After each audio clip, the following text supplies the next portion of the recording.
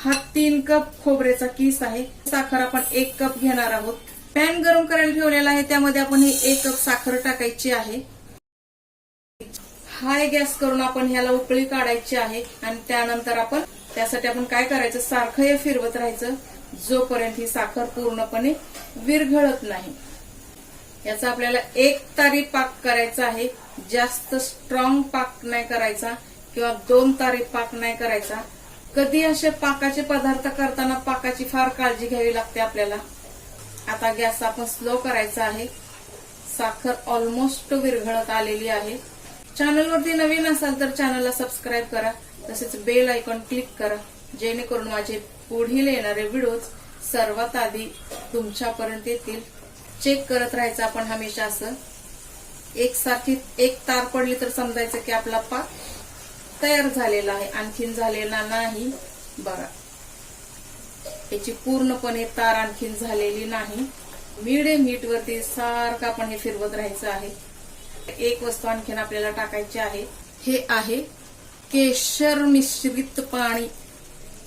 गरम पाण्यामध्ये केसर भिजायला ठेवलं होतं, यामुळे काय होईल की आपल्या डिशला कलर छान येईल, ऑरेंजिश ऑरेंजिश असा। बघा, आपली चासणी तयार झालेली आहे। चेक करायचं आपण असं।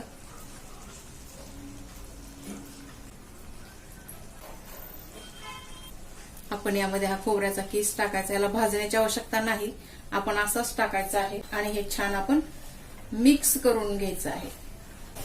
चासणीमध्ये तसं आपल्याला छान फिरवून घ्यायचं आहे 1 मिनिट पाणी पूर्ण सोकेपर्यंत। गॅस बंद करून आपण थंड करून घ्यायचं आहे। ऑलमोस्ट थंड झालेलं आहे। हाताला थोडंसं तूप लावून घ्यायचं आहे, गोल करा।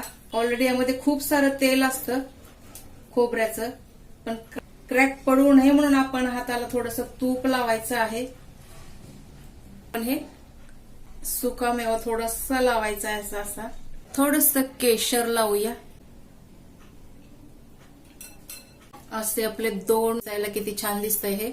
किंवा मग आपण असं पण करू, जास्त पण मोठे नको करूया आपण। चारी बाजूने ह्याला छानपैकी राऊंड असा आकार द्यायचा। चला, कळलं असेल ना आता मी कसं केलं ते।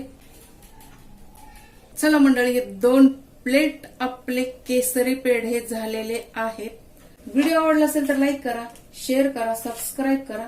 नेहूज फूड मराठी भेट असंच नेक्स्ट रेसिपी सह। तोपर्यंत स्वस्त रहा, मस्त रहा आणि सर्वात महत्वाचं हेल्दी रहा। चला, भेटूया आपण आता पुढच्या रेसिपी सह। तोपर्यंत स्वस्त रहा, मस्त रहा।